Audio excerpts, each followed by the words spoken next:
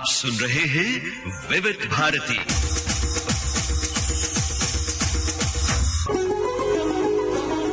विविधा, विविध भारती के विविध रंगी कार्यक्रमों की विविधा।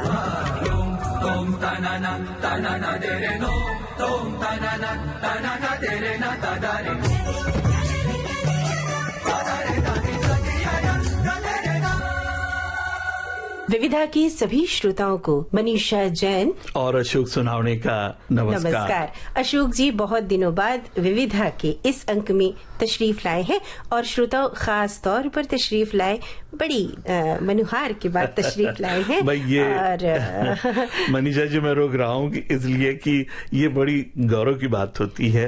विविधा हमारा इतना पसंदीदा प्रोग्राम है, हमारा अपना भी और हमारे जो श्रोता हैं वो इंतजार करते हैं हफ्ते भर इस कार्यक्रम का, क्योंकि इस कार्यक्रम के साथ एक नॉस्टैल्जिया जुड़ा हुआ है। हमारे श्रोता भी पुरानी रिकॉर्डिंग्स को सुनना चाहते हैं और उन यादों से एक बार फिर रूबरू होना चाहते हैं जो कभी हमारा खजाना हुआ करती थी और आज भी हमने सहेज के रखा है हमारे श्रोताओं के लिए ही।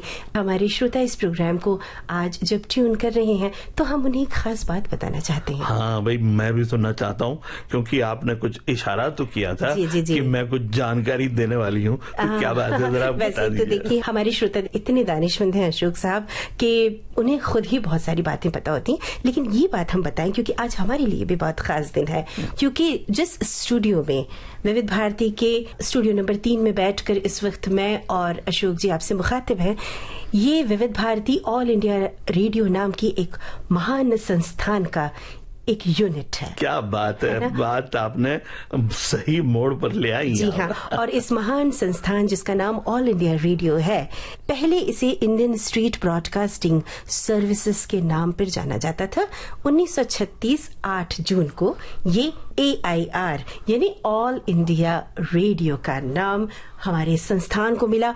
आप सोचिए, जून 1923 में रेडियो क्लब बॉम्बे में एक छोटी सी यूनिट के रूप में इस संस्थान ने अपने काम को शुरू किया और आज 80 से भी अधिक वर्ष इसे हमारी जनता की सेवा को करते हुए हो गया। तो हम इस संस्थान की ओर से भी हमारे श्रोताओं को नमन करते हैं और इस खुशी को जाहिर कर रहे हैं। बिल्कुल बिल्कुल, बहुजन हिताय बहुजन सुखाय, ये हमारा आकाशवाणी का मोटो है और हम दिन दूनी रात चौगनी तरक्की करते हुए पूरी दुनिया में छाए हुए हैं। DTH के द्वारा भी और लाइव स्ट्रीमिंग के द्वारा भी। हाँ, और हमारे श्रोता ज्यादा से ज्यादा हमसे जुड़ रहे हैं और हमें इस बात की बहुत खुशी है कि हम इतने सालों से आपकी सेवा कर रहे हैं। और जैसा कि हमने शुरुआत में कहा कि मनोरंजन का एक यूनिट है जिसमें स्वस्थ मनोरंजन देना हमारी प्रायोरिटी होती है, हमारी प्राथमिकता होती है अशोक जी। और आज हम इसी स्वस्थ मनोरंजन के साथ और हमारे श्रोताओं के साथ फिर से एक बार यादों के गलियारे में चलते हैं और आज जो खास रिकॉर्डिंग्स लेकर हम आए हैं। अशोक जी मुस्कुरा रहे हैं क्योंकि मुझे पता है पहली ही रिकॉर्डिंग जो मैंने उठाई है वो अशोक जी के भी बहुत प्रिय शायर की है। ये रिकॉर्डिंग श्रोताओं है राजेंद्र कृष्ण साहब की। जी, राजेंद्र कृष्ण साहब जिनका जन्म 6 जून 1919 में जलालपुर में हुआ था दोस्तों। और राजेंद्र कृष्ण साहब की जब बात होती है तो ये बहुमुखी प्रतिभा के धनी थे। उन्होंने फिल्म लेखन किया और फिल्म लेखन की हर विधा में महारत हासिल थी राजेंद्र कृष्ण साहब को। उन्होंने कहानी लिखी, उन्होंने मकालमे लिखे यानी स्क्रीन प्ले, डायलॉग्स, ये सारा लिखा और साथ ही साथ वो उच्च कोटि के गीतकार तो थे ही। उनके गीत तो आज भी जब कानों में गूंजते हैं तो मिसरी घुलती है और भुलाए नहीं भूलते फिल्म जेलर के गीत, फिल्म अदालत के गीत। तो मुझे लगता है कि हम राजेंद्र कृष्ण साहब को याद करते हुए सबसे पहले उनकी सबसे मशहूर गजल जी उनको ये शिकायत है कि हम कुछ नहीं कहते। मैं अपने श्रोताओं को ये बता दूं, बड़ी रोचक सी एक बात, अदालत फिल्म के ये जो 2 गाने, 2 गजलें हैं जो राजेंद्र कृष्ण साहब की बड़ी ही मशहूर मकबूल रही हैं। बात उस दौर की है जब ये फिल्म बन रही थी अदालत यहाँ मुंबई में और राजेंद्र कृष्ण साहब उस वक्त मद्रास में किसी और फिल्म के लिए काम करने गए हुए थे और सिचुएशन बिल्कुल तैयार थी और शूटिंग का सारा सामान, साजो सामान तैयार था। डायरेक्टर साहब इन्हें याद कर रहे थे कि भाई हमें 2 गाने चाहिए और संगीत इसका बिल्कुल तैयार है, तो आप हमें तुरंत 2 गाने दीजिए वरना आपको फिल्म छोड़ना पड़ेगी। अब वो दौर था कि जल्द से जल्द वापस आना मद्रास से मुंबई थोड़ा सा मुश्किल काम था। जी।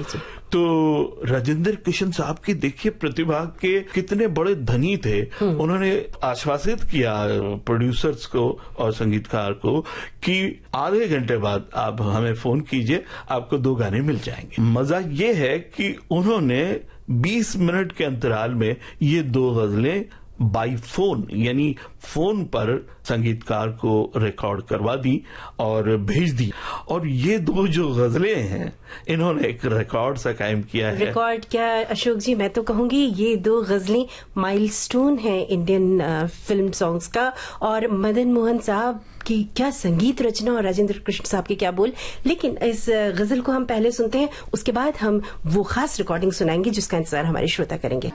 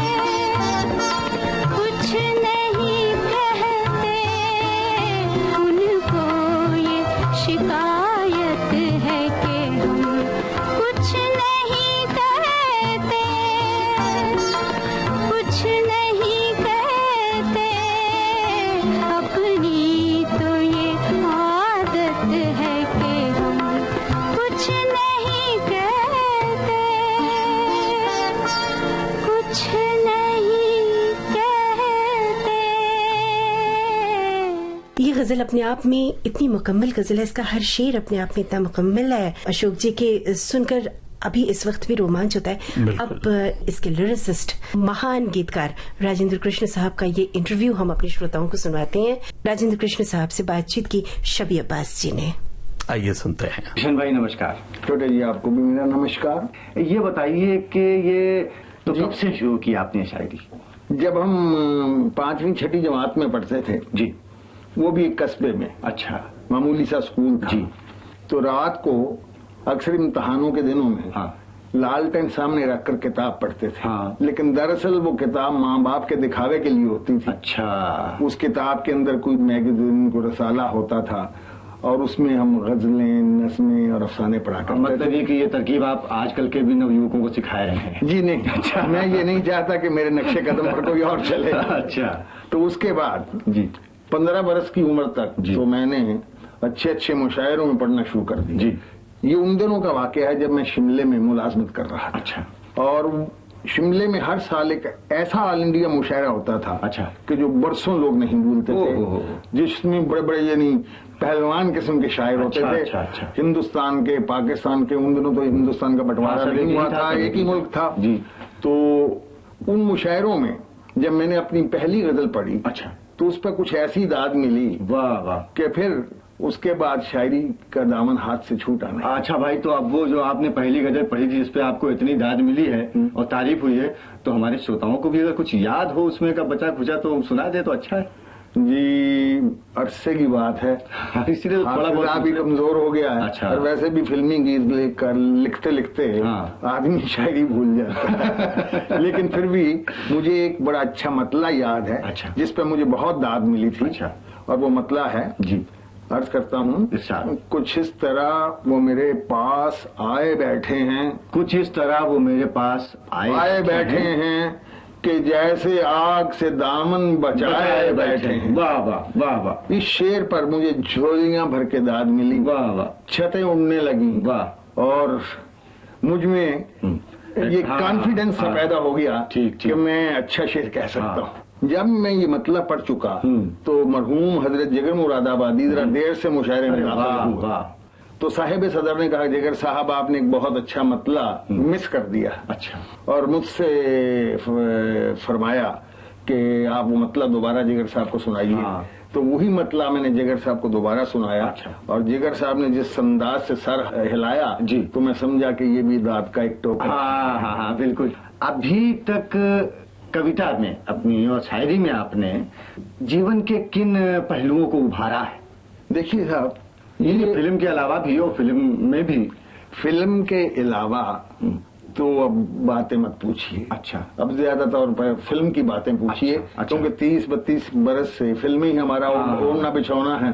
ठीक ठीक। गीत लिखना, जी हाँ, वजन में भी लिखना, बेवजन भी लिखना। लेकिन मेरी हमेशा कोशिश रही है जी कि फिल्म के किसी न किसी गीत में, अच्छा, जैसे फिल्म में 6 या 7 गीत होते हैं जी, उनमें रोमांटिक गीत होते हैं, रस जिसमें श्रृंगार रस होता है। अब उसमें तो हम कोई पैगाम नहीं दे सकते, उसमें तो हमें आशिकाना शायरी करनी पड़ती है।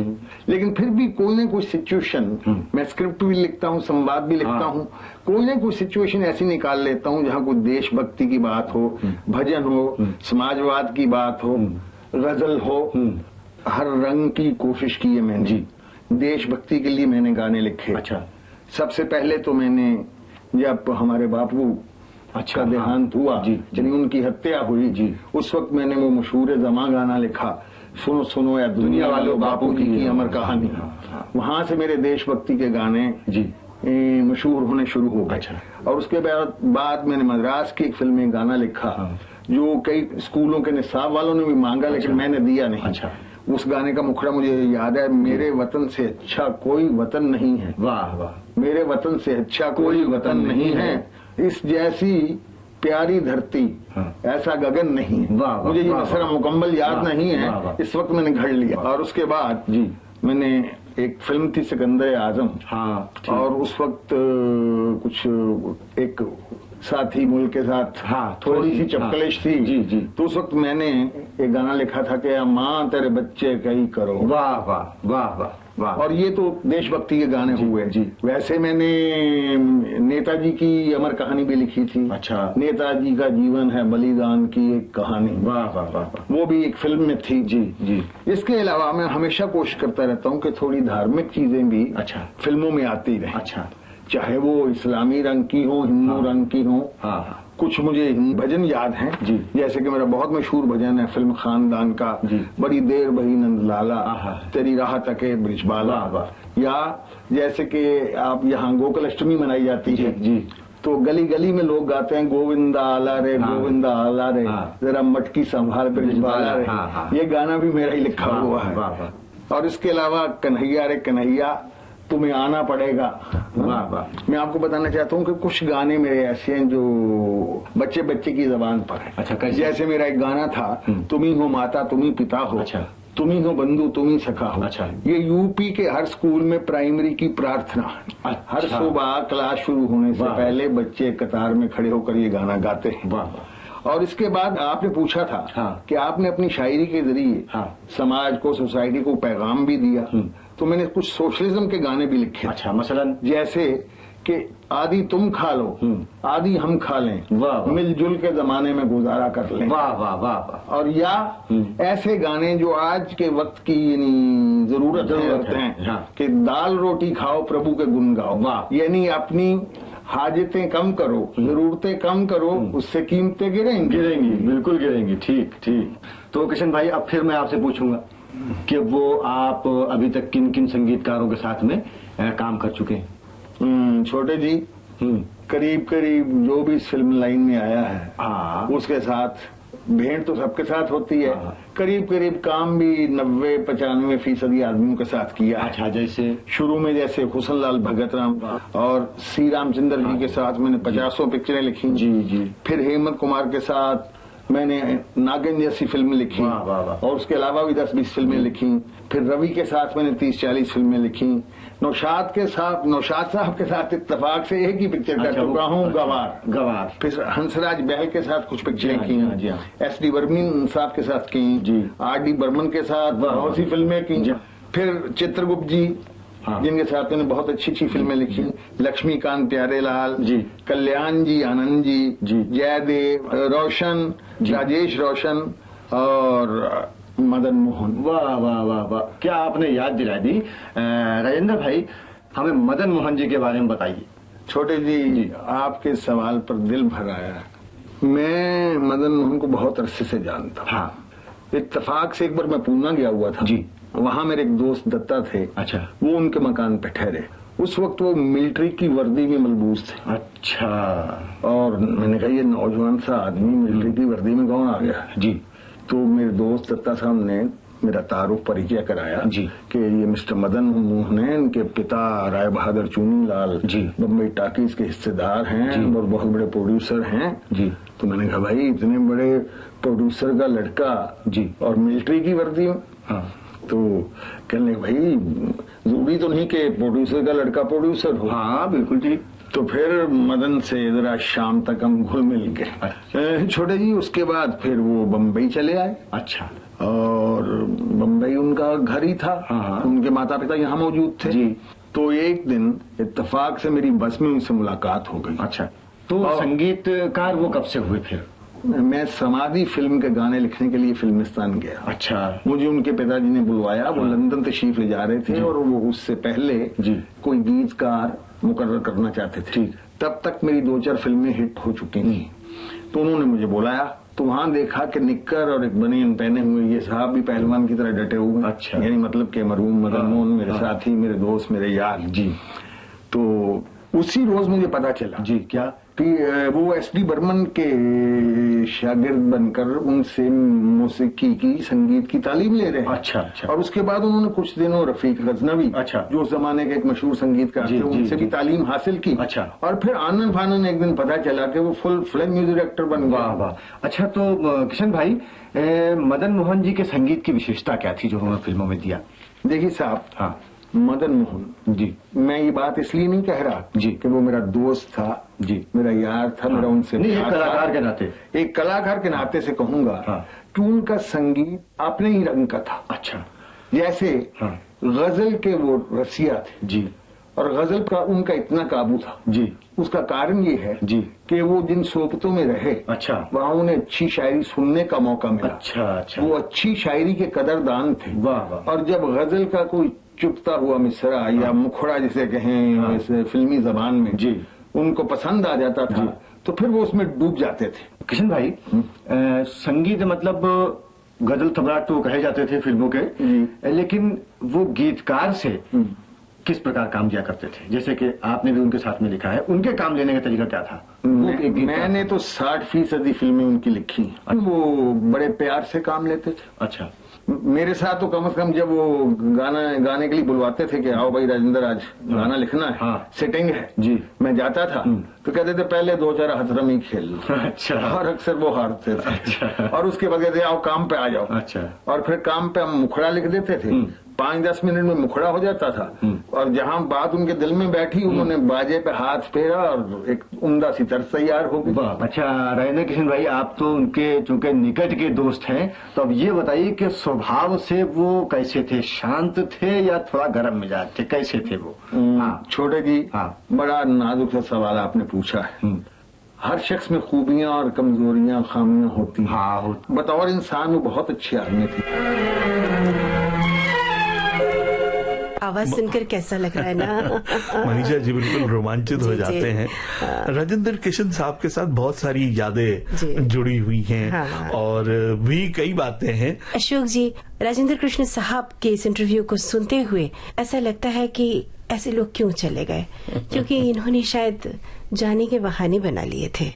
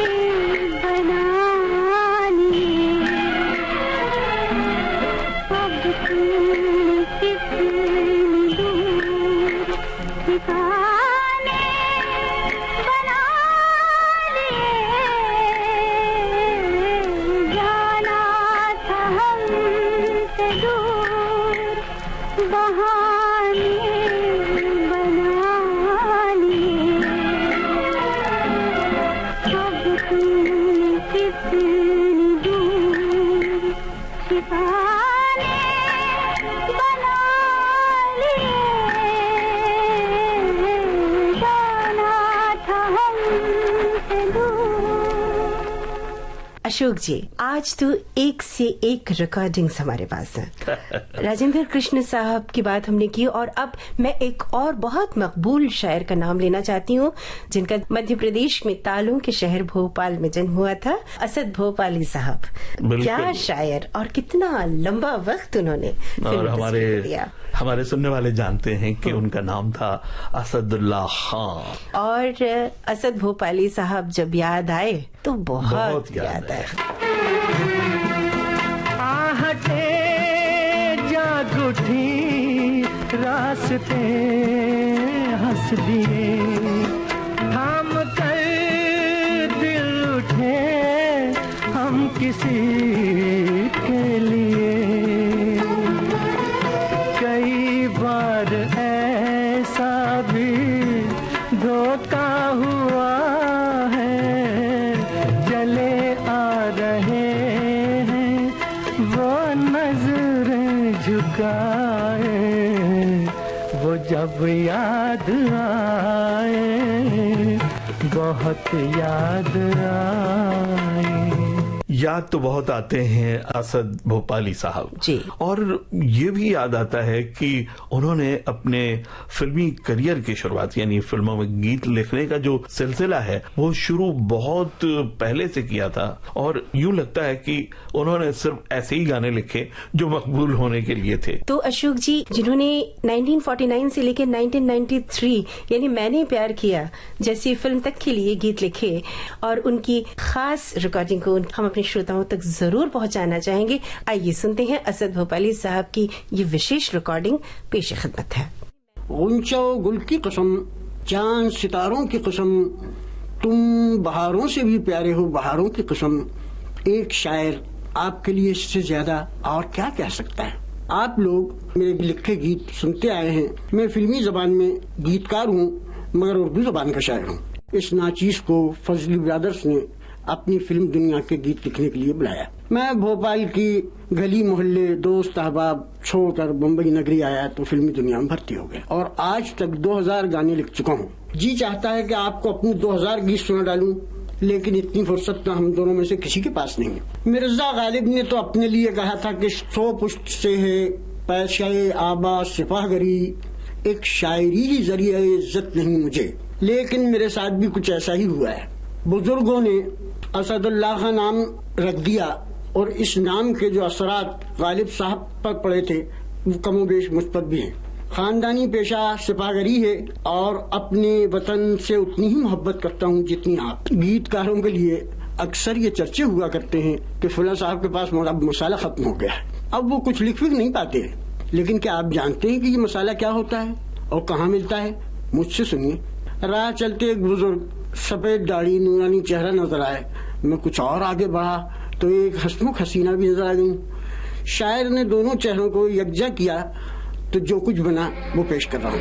पहले तेरी आँखों ने लूट लिया दूर से, पहले तेरी आँखों ने लूट लिया दूर से, फिर ये सितम तल तल के देखना हुरूर से। ओ दीवाने तू क्या जाने, हाँ तू क्या जाने, दिल की बेकरारियां है क्या। हंसता हुआ नूरानी चेहरा, काली जुल्फे रंग सुनहरा, तेरी जवानी तौबा तौबा है, दिलरुबा दिलरुबा दिलरुबा दिलरुबा। ये हंसते हुए नूरानी चेहरे कैसे कैसे गर्म करते हैं मत पूछिए। बुरा हो वक्त तो सभी खफा से लगते हैं, जो बेवफा नहीं वो बेवफा से लगते हैं। अभी तक तो मैं आपसे इधर उधर की बातें करता रहा, अब आपसे कुछ फिल्मी मगर इल्मी बातें करने को भी जी जाता है। 2 शेर मुलाहिजा कीजिए। ख्वाबों से ख्यालों से सच्चाई बहुत अच्छी, जन्नत से मेरे घर की अंगनाई बहुत अच्छी, एहसास के शीशे पर क्यों धूल चढ़ाते हो, एहसास के शीशे पर क्यों धूल चढ़ाते हो, नादानों की सोहबत से तन्हाई बहुत अच्छी। बात सोहबत की आ गई है तो अब वो भी सुन लीजिए कि एक गीतकार का ज्यादा से ज्यादा ताल्लुक किन लोगों से होता है। वो होते हैं सिर्फ म्यूजिक डायरेक्टर। और मैं अब तक श्री रामचंद्र, हुस्नलाल भगत राम, पंडित श्याम सुंदर, नौशाद साहब, हंसराज बहल, चित्रगुप्त, रवि, लक्ष्मीकांत प्यारलाल, कल्याण जी आनंद जी, उषा खन्ना, गणेश और कई नए पुराने म्यूजिक डायरेक्टरों के साथ इंतहाई दोस्ताना माहौल में काम कर चुका हूँ। ये सभी अपने काम में मुनफरिद हैं। मैंने जो गीत सुनाए वो इन संगीतकारों के एतबार से नहीं बल्कि अपनी पसंद के एतबार से सुनाए हैं। अब जो गीत मैं आपके सामने पेश कर रहा हूँ उसका भी एक अजीब वाकया है। एक सिचुएशन जिस पर मुतअद्दिद मुखड़े और तर्जें बनाई गई और बार बार परेशान हुए कि किस तरह से इस जगह पर गाना रखा जाए। 1 मरतबा 2 मरतबा यहाँ तक कि 15 दिन गुजर गए। अब हम लोग परेशान हैं कि क्या किया जाए। प्रोड्यूसर लक्ष्मीकांत जी, मैं सब बैठ रहे हैं बराबर और ये सोच रहे हैं कि इसको यहाँ गाना क्या होना चाहिए। आखिर इत्तेफाक से मुझे अपनी एक गजल याद आई और वो मैंने पढ़ना शुरू की। हम कश्मकशी गम से गुजर क्यों नहीं जाते, मरना तो बाहर हाल है मर क्यों नहीं जाते। ये सुनना था कि प्रोड्यूसर ने कहा कि मुझे तो सिर्फ यही गजल चाहिए और मेरी सिचुएशन पर यही ज्यादा मौजू है। अब लक्ष्मी जी कहने लगे, अरे भाई इसे सुनेगा कौन? उनका आप तो इसी को बना दीजिए। चुनांचे वो गजल बन गई और वो इस कदर पसंद की गई और आज तक लोग ये कहते हैं कि साहब इस जमाने में आपने ये गजल कैसे दे दी और किसने के पसंद कर लिया ऐसी। हम कश्मकशे गम से गुजर क्यों नहीं जाते, मरना तो बहर हाल है मर क्यों नहीं जाते, सहमे हुए अरमान सिसकते हुए जज्बात, अल्लाह किसी और के घर क्यों नहीं जाते। जिस साज में दम तोड़ चुके गीत वफा के, उस साज के सब तार बिखर क्यों नहीं जाते। जिस सिमत है सरगर्म सफर आज जमाना, हम क्यों कहें तुमसे हम उधर क्यों नहीं जाते। हम कश्मकशे गम से गुजर क्यों नहीं जाते, हम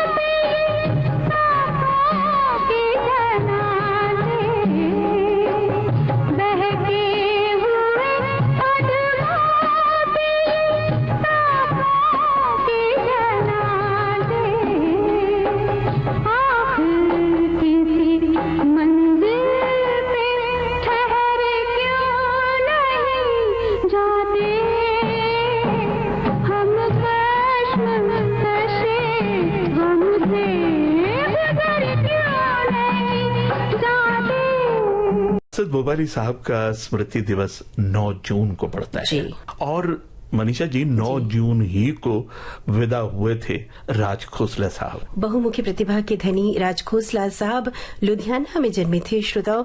और राज खोसला साहब के बारे में एक बात हम आपसे जरूर शेयर करना चाहेंगे, वो ये कि राज खोसला साहब शास्त्रीय संगीत में बहुत दिलचस्पी रखते थे। उन्होंने बाकायदा शास्त्रीय संगीत की तालीम ली थी और उसके बाद लुधियाना से जब वो बम्बई चले आए तब उन्होंने ऑल इंडिया रेडियो मुंबई में बतौर स्टाफ आर्टिस्ट यानी बतौर हमारे विभाग के कलाकार काम किया।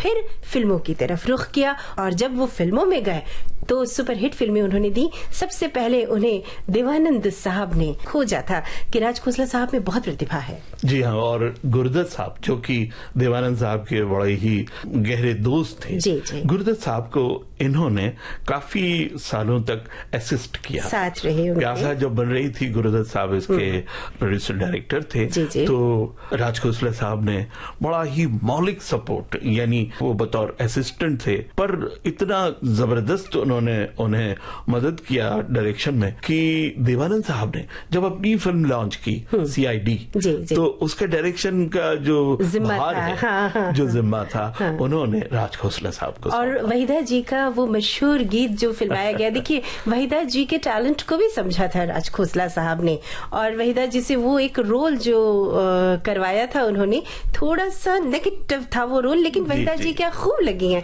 मुझे लगता है उस गीत की एक झलक तो हम सुनते चलिए अशोक जी। बिल्कुल बिल्कुल। कहीं पे निगाहें, कहीं पे निशाना, कहीं पे निगाहें, कहीं पे निशाना, जीने दो जालिम बनाओ ना दीवाना, कहीं पे निगाहें, कहीं पे निशाना, कहीं पे निगाहें, कहीं पे निशाना।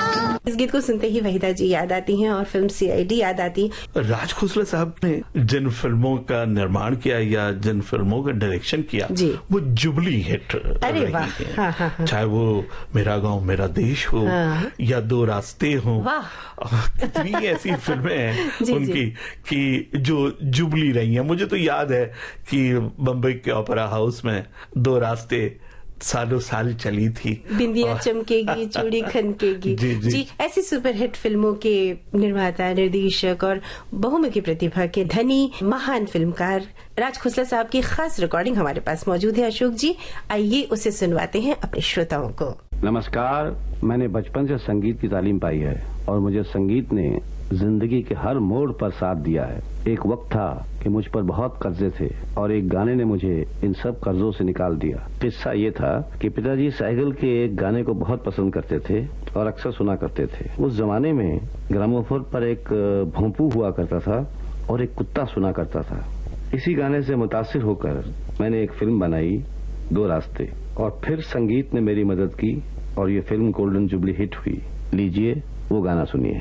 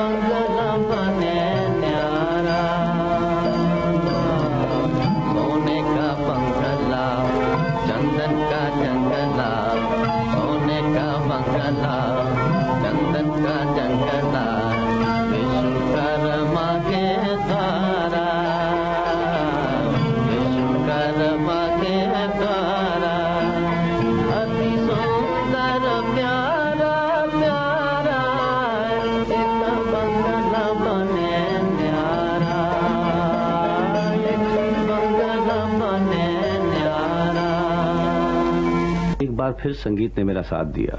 बहुत अरसे की बात है, देवानंद के घर एक महफिल थी और मैंने कुछ गाने सुनाए। वो सुनकर बहुत खुश हुए और फौरन मुझे अपनी कंपनी में नौकरी दे दी। कुछ बरसों बाद मैंने उन्हीं की कंपनी में एक फिल्म डायरेक्ट की, काला पानी, और उसी फिल्म में मुझे फिल्म फेयर का बेस्ट एक्टर अवार्ड मिला। अगले दिन उनका टेलीफोन आया कि राज, तुम हमेशा कहा करते थे कि तुम मेरे एहसानमंद हो, लेकिन अब तो मैं तुम्हारा आभारी हो गया हूँ। बड़े जोश और खरोश के साथ कहा कि भाई एक नई कहानी ढूंढो और एक नई फिल्म बनाते हैं। उनकी रौनक, उनकी शौखी वो हर वक्त नई उमंगें लेकर चलते हैं, जहाँ जाते हैं बाहर आ जाती है। इसीलिए उन्हें एवरग्रीन हीरो का खिताब मिला हुआ है। उनकी जवां मिजाजी और शौकी का अंदाज उन्हीं के एक गाने से सुनिए, आपको लगेगा कि देवानंद आपके सामने हैं। लीजिए, सुनिए भी और उन्हें देखिए भी। आंखों ही आंखों में इशारा हो गया, बैठे बैठे जीने का सहारा हो गया। आंखों ही आंखों में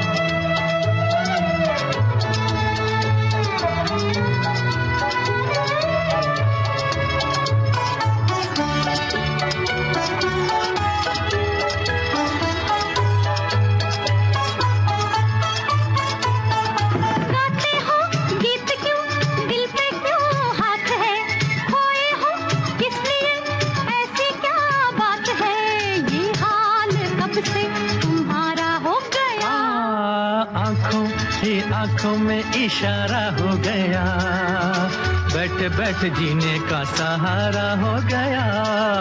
आंखों ही आंखों में इशारा हो गया, बैठे बैठे जीने का सहारा हो गया।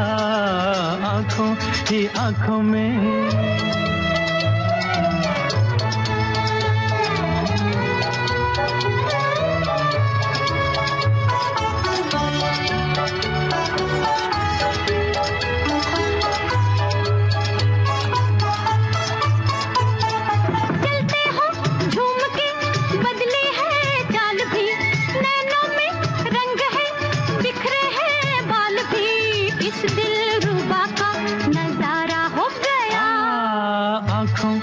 आंखों में इशारा हो गया, बैठे बैठे जीने का सहारा हो गया। आंखों ही आंखों में इशारा हो गया, बैठे बैठे जीने का सहारा हो गया। आंखों ही आंखों में। फिल्मी दुनिया संगीत के ऊपर आधारित है और इसी दुनिया का सबसे अमर रागी के.एल. सहगल था। उसके जितने बड़े गवैये हैं फिल्म लाइन में, लता मंगेशकर, आशा भोसले, किशोर कुमार, मोहम्मद रफी, आप कोई भी नाम लीजिए, सब सहगल के पुजारी थे। सहगल के पुजारियों में एक पुजारिन भी है, उसका नाम है लता मंगेशकर। जब सहगल साहब गुजरे तो लता जी उनके घर गईं और घर वालों से कहा कि कोई हमें उनकी निशानी अगर आप दे दें तो बड़ी मेहरबानी होगी। उन्होंने एक अंगूठी सहगल साहब की दी उन्हें, जो आज तक लता जी के पास है, और उस अंगूठी के बगैर लता जी कोई गाना नहीं गाती, चाहे वो रिकॉर्डिंग हो, चाहे वो कनाडा में हो, चाहे वो अमेरिका में हो, चाहे वो बम्बई में हो। लता की एक बात मुझे और याद आई जो मेरे लिए एक कहानी की तरह है। मैं एक फिल्म बना रहा था, मेरा साया। मदन मोहन उस फिल्म के म्यूजिक डायरेक्टर थे। उन दिनों एक दिन पहले रिहर्सल हुआ करता था और वो भी सुबह 9 बजे। मैं और मदन मोहन बैठे हुए थे और लता का इंतजार हो रहा था। गाना हमारे सामने था लेकिन धुन नहीं बनी थी। जैसे ही लता आई तो उसने हमारी शक्लें देखी और फौरन समझ गई कि कोई बात है। तो उन्होंने कहा, मदन भैया क्या बात है? उन्होंने कुछ नहीं, ट्यून नहीं है, धुन नहीं है। तो जरा सा मुस्कुराई और फिर कहने लगी कि मुखड़ा क्या है, जरा सुनाओ। तो उन्होंने मुखड़ा सुनाया। एक आधा मिनट भी नहीं सोचा होगा लता ने और फौरन कहा कि मदन भैया इसे नंद राग में बना के देखो।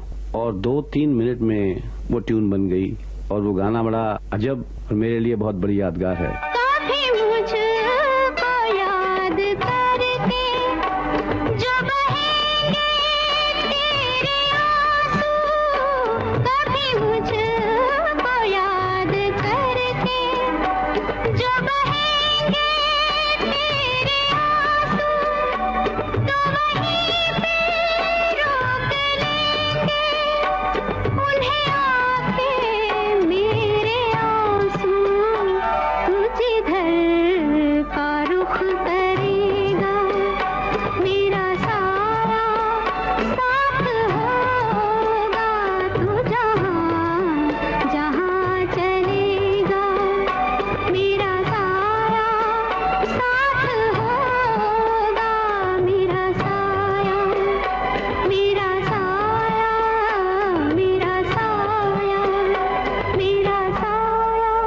श्रोताओं, निर्माता निर्देशक राज खोसला साहब की आवाज हमने आपको सुनवाई, जिनकी रिकॉर्डिंग हम खास आपके लिए ढूंढ कर लाए थे आज के दिन। और अब हम एक ऐसी अभिनेत्री को याद कर रहे हैं जिन्होंने बहुत छोटी सी उम्र में फिल्म इंडस्ट्री में कदम रखा था। 7 जून 1935 में लाहौर में जन्मी खुर्शीद अख्तर। ये किस नाम से जानी जाती हैं अशोक जी? ये हमारे श्रोता सभी जानते हैं कि वो श्यामा नाम से जानी जाती थी, और उन्हें श्यामा नाम दिया था उस जमाने के मशहूर निर्देशक विजय भाई भट्ट जी ने। जी, जो प्रकाश पिक्चर्स के करता धरता थे, विजय भाई भट्ट। और इसके अलावा एक चीज और हम अपने श्रोताओं को बताना चाहेंगे कि जो महान गायिका नूर जहां थी, उनके शौहर शौकत रिजवी साहब ने इनको पहल फिल्मों में इंट्रोड्यूस किया, और वो फिल्म थी जीनत 1945 में जो आई थी, और बाद में 1947 में रिलीज फिल्म मीराबाई में भी दिखी थी श्यामा जी। और फिर श्यामा जी एक ऐसी अभिनेत्री बनकर चमकी जिनके चेहरे में, जिनके जिस्म में, जिनकी पूरी शख्सियत में अभिनय भरा हुआ। आपको वो गीत याद आ रहा है फिल्म आर पार का? जी, उनका मुद्राभिनय जो होता है किसी नर्तक की तरह। क्या छेड़ रही है उस गीत में। आइए उस गीत को सुनते हैं पहले, फिर हम रिकॉर्डिंग सुनवाएंगे।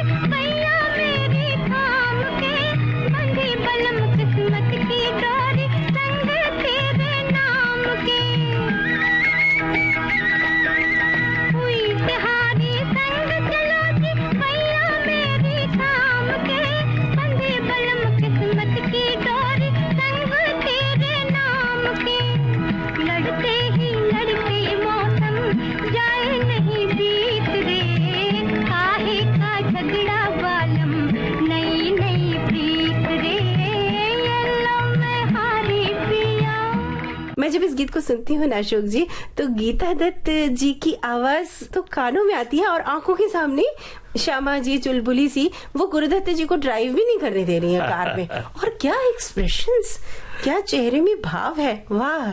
तो इन्होंने उतना ही जीवंत इंटरव्यू विविध भारती को दिया था। बिल्कुल आप सही कह रही हैं।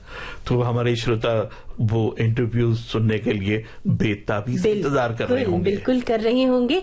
तो आइए उस रिकॉर्डिंग को सुनते हैं और यादें ताजा करते हैं। अभिनेत्री श्यामा से बातचीत की है ममता सिंह ने।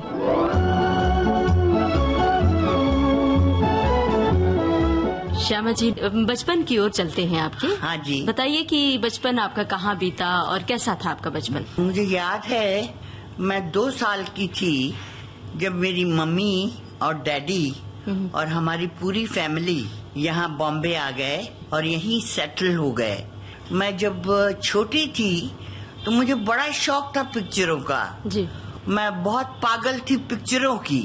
हमारे घर के पास ही एक थिएटर था और मैं उस वक्त होंगी मेरा ख्याल है 7 या 8 साल की जी। तो जब पिक्चरें देखने जाती थी तो वहाँ जाके खड़ी हो जाती थी पर्दा खोल के। अच्छा। टिकट विकेट तो लेते नहीं थे क्योंकि मैं बहुत छोटी थी उस वक्त। एक दिन स्कूल से सब लड़कियों ने प्लान किया कि चलो चलो आज शूटिंग है। मैंने कहा कहाँ शूटिंग है? तो कहने लगे दादर में श्री साउंड स्टूडियो है। तो मैंने कहा चलो चलो चलो जाएंगे, चुपचाप जाके शूटिंग देखेंगे। और उस वक्त मेरी उम्र होगी मेरा ख्याल है 9 साल। तो हम शूटिंग देख रहे थे और नूरजहां की तो मैं फैन ही थी। तो कहते हैं ना सोने पे सुहागा, और दिल की मुराद पूरी हो गई। एक कोने में खड़े होके सब लड़कियां जी शूटिंग देखते रहे। शूटिंग देखते देखते उतने में शौकत हुसैन वो आए और सब लड़कियों को घूर घूर के देखने लगे। तो उन्होंने कहा अरे ओ लड़कियों, अच्छा काम करोगी? एक दो लड़कियों ने, किसी ने हाँ कहा, किसी ने ना। तो मैंने कहा भाईजान भाईजान मैं काम करूंगी, अरे वाह। मैं काम करूंगी। तो उन्होंने कहा अरे अरे तू क्या काम करेगी, तेरा नाम क्या है? तो मैंने कहा मेरा नाम खुर्शीद अख्तर है। अच्छा एक काम करो, हमारे यहाँ कव्वाली है और उस कव्वाली में हम चाहते हैं कि तुम काम करो। तो मैंने कहा काम काम तो मुझे आता नहीं है। तो कहने लगे काम करो, तुम्हारा स्कूल जब खत्म हो जाए तुम शाम के वक्त 6 बजे यहाँ आके रिहर्सल किया करो। तो मैंने कहा रिहर्सल क्या होता है? तो कहने लगे कि रिहर्सल का मतलब ये है कि जब हमारी फिल्म बनेगी और उसकी तुम प्रैक्टिस करोगी और लिप मूवमेंट प्रॉपर दोगी तो उसका मतलब है रिहर्सल। तो मैंने कहा रिहर्सल के कितने मिलेंगे? अच्छा तो कहने लगे 10 रुपए। मैंने कहा 10 रुपए? कहने लगे हाँ। मैं रिहर्सल के लिए बैठ गई तो उसमें 10-12 और लड़कियां आ गईं और उसमें पता है कौन था? कौन थे? शशि कला। अरे वाह शशि कला से तो खैर अभी भी बातें होती है। जी जी। फिर रिहर्सल करने के बाद शूटिंग होने लगी। जी। आहे न भरी शिकवे न किए, आहे न भरी शिकवे न किए, आहे न भरी शिकवे न किए, कुछ भी ना जुबान से काम लिया, कुछ भी ना जुबान से काम लिया, कुछ भी ना जुबान से काम लिया। इस पर भी मोहब्बत छुप न सकी,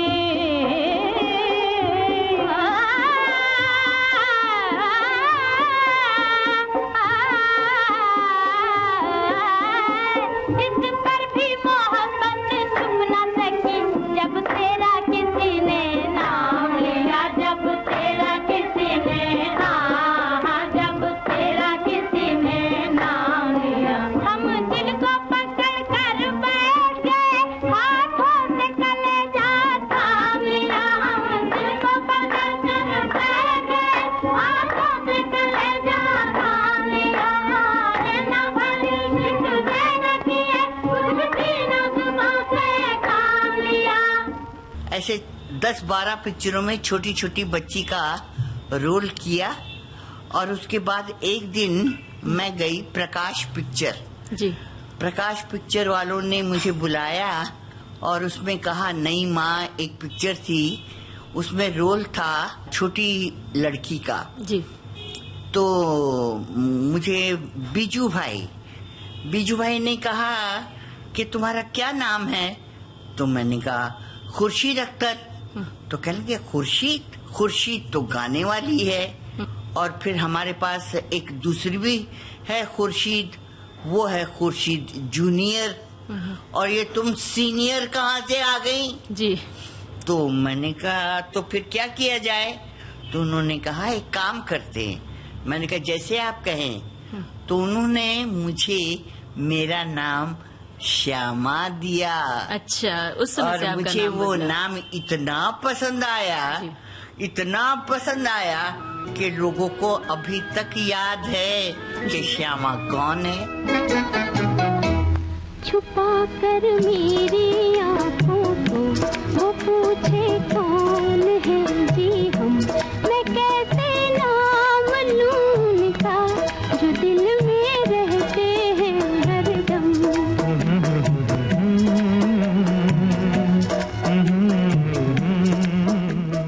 गुरुदत्त जी के साथ आर पार में काम किया जी। लोग कहते बड़ी खुशनसीब है तू। मैंने कहा वो कैसे कहते, गुरुदत्त जी जैसे क्या कहना चाहिए, he is not only a director, he was something. I think कि जिंदगी में इतना अच्छा डायरेक्टर और इतना अच्छा एक्टिंग सिखाने वाला, और स्पेशली गाने जो पिक्चराइज करते थे वो इस तरह महसूस होता था कि जैसे कुछ नयापन है जी, जो कि आज मैं देखती हूँ।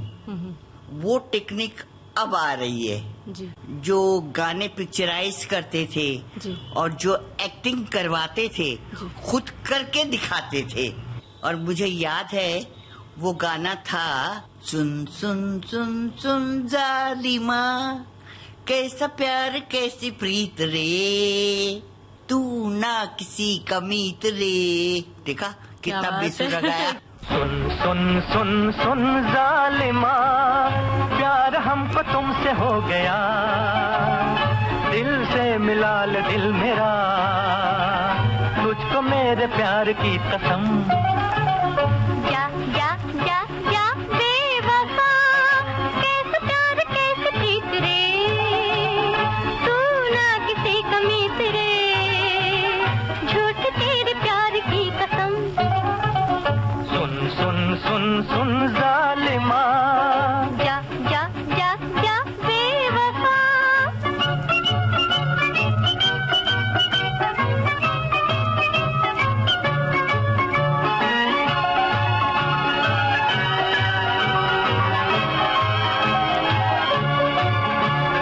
प्यार की नजर से दूर यूं न जिंदगी गुजार, हुस्न तू है इश्क में कर भी ले नजर को चार। प्यार की नजर से दूर यूं न जिंदगी गुजार, हुस्न तू है इश्क में कर भी ले नजर को चार। प्यार मैं नजर करूं और फिर हजूर से, प्यार मैं नजर करूं और फिर हजूर से, पास यूं ना आइए बात कीजिए दूर से। जा जा जा जा बेवफा कैसे प्यार कैसे प्रीत रे, तू ना किसी का मीत रे, झूठ तेरे प्यार की कसम। अरे वाह। सुन सुन सुन सुन जालिमा जा जा जा जा बेवफा। श्यामा जी, गुरुदत्त साहब के साथ कई फिल्में आपकी रही और आपने जिक्र भी किया कि बहुत कुछ वो पहले तय करके आते थे और बहुत कुछ सीखने को मिला। तो उनसे जुड़ी हुई कोई खास घटना आप बताना चाहती हैं, कोई खास याद गुरुदत्त जो जी के आपको बारे आज याद में? आती तो एक पिक्चर थी मेरी बहू रानी जी। उसमें मेरा रोल पता कौन सा था? क्या था? वैम्प। अरे बाई जी। तो वो रोल में एक गाना था जिसमें मेरा डांसर का रोल था, और वो गाना भी बड़ा प्यारा था। लेकिन गुरुदत्त जी के साथ ज्यादा मौका नहीं मिला मुझे काम करने का, इसलिए मुझे अच्छी तरह याद है मेरी सालगिरह थी, तो मैंने गुरुदत्त जी को फोन किया और कहा कि गुरु जी अगर आप फ्री हो तो मेरे घर आप जरूर आइएगा जी। तो कहने लगे क्या है क्या? मैंने कहा सरप्राइज है। कहने लगे नहीं नहीं बताओ तुम क्या है। मैंने कहा मेरी सालगिरह है जी। तो उन्होंने कहा रे तुम्हारी सालगिरह है? मैंने कहा हाँ। तो वो मेरी सालगिरह पे आए और अभी तक मेरे पास तस्वीरें हैं, उनकी यादें हैं जी। साथ बैठे साथ खाया जी। और उसके बाद कुछ मेरा ख्याल है 1 महीने के बाद मुझे खबर आई कि गुरुदत्त जी इस दुनिया से चले गए हैं। वो शौक मुझे इतनी बुरी तरह लगा, मैंने कहा एक हमारा साथी चला गया है और मेरा दिल भर आता है। उनके बारे में आप लोग पूछते हैं तो मुझे अच्छा नहीं लगता है। क्यों न हमसे आहे भरो, याद आ गई क्या करूं,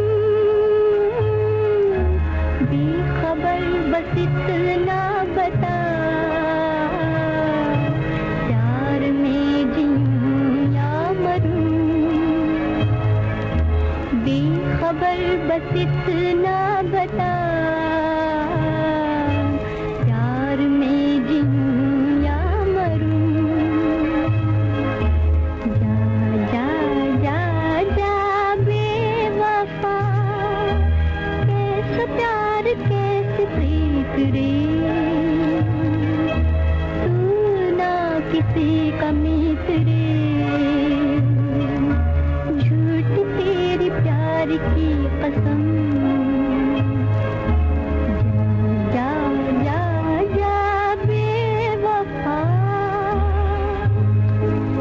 मनीषा जी, आज हमारे सुनने वाले जो हैं बिल्कुल गदगद हो गए होंगे। मुझे उम्मीद है। इतने स्टॉलवर्ट जो हमारे फिल्मी कलाकार रहे हैं, इतने बुलंद किरदार रहे हैं, उनकी रिकॉर्डिंग आपने सुनवाई, बड़ा ही अच्छा लगा। और जब इस कार्यक्रम में मैं आता हूं और इस तरह की रिकॉर्डिंग होती है तो मुझे भी बहुत ही आनंद आता है। इस वक्त तो हम अपने श्रोताओं से इजाजत चाहेंगे, तो आप सभी को अशोक सुनावणे और मनीषा जैन का नमस्कार। ये थी विविध भारती के विविध रंगी कार्यक्रमों की विविधा।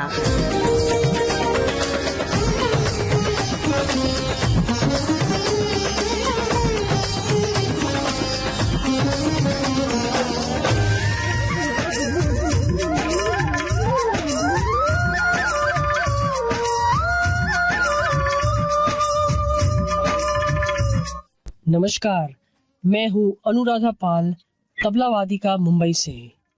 हाल ही के दिनों में ऑपरेशन सिंदूर में भारत के 3 सेनाओं, थल सेना, वायु सेना और नौसेना ने असाधारण पराक्रम का प्रदर्शन किया है। पहलगाम में निहत्थे नागरिकों पर हुए कायराना हमले का ये सशक्त जवाब था। आइए ऑपरेशन सिंदूर की सफलता पर भारतीय सशक्त बलों को हम सब बधाई दें, उनके शौर्य, निष्ठा और समर्पण को सलाम करें। आपकी ये शुभकामनाएं और बधाई आकाशवाणी के जरिए दूर दूर तक पहुंचाइए। सारे देशवासियों को मेरे तरफ से बहुत बहुत बधाई ऑपरेशन सिंदूर, और हमारे प्राइड, हमारे सेल्फ रिस्पेक्ट को हम वापस इसी तरह से हम कायम कर सकें। इसलिए बहुत बहुत बधाई और भगवान से आशीर्वाद कि हमारा देश इसी तरह से और आगे बढ़ते रहे। भारत माता की जय, वंदे मातरम, जय हिंद। दुनिया में, पर तुम्हारी सारी दुनिया तो यहाँ इस क्षण मेरे पास है। आभास हुआ था वैसा, पर वो यथार्थ नहीं है। 2 ध्रुव कभी पास नहीं आ सकते। वत्सला, कहाँ चली तुम? वत्सला!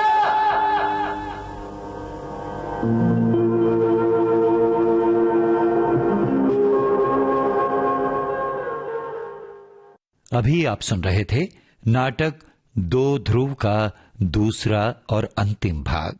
वीएस खांडेकर के मूल मराठी उपन्यास 2 ध्रुव का ये हिंदी रूपांतर आपने सुना। रूपांतरकार और निर्देशक MP लिले।